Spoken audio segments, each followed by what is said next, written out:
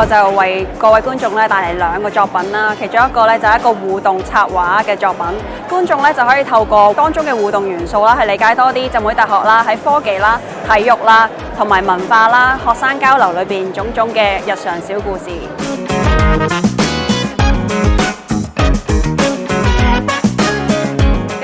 就叫做浸會大學創作你嘅風景啦，然後咧就開始你嘅浸會大學嘅插畫作品，你可以選擇入邊啦嘅動畫元素啦，去創作出一個獨一無二你自己嘅作品。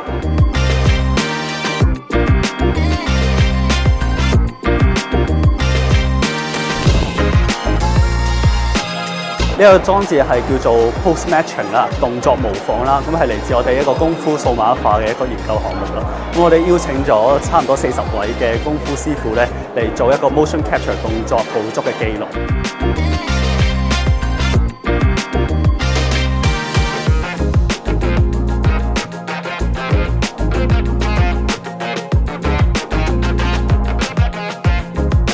咁呢個展品咧就係嚟自我哋功夫數碼化嘅其中一個成果嘅展現啦。咁我哋就將motion capture 得出嚟嘅一啲功夫師傅動作嘅數據咧，轉化成為一個動畫嘅展現。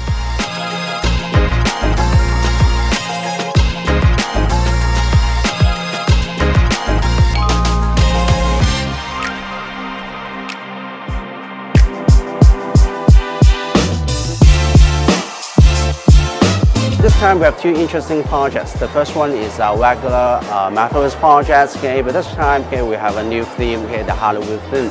So you'll be seeing a lot of candles and a lot of other props in this virtual environment. And the second one is a spin-off project where the users will be just like a fencer in this virtual environment.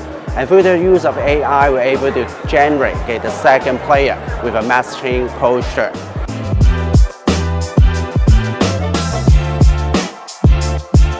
What you can see here is our real-time athlete monitoring system, and we use this in particular to try and identify when people are at risk of heat illness. So this takes information from wearables that athletes have placed around their body and data relating to the weather and the environmental conditions.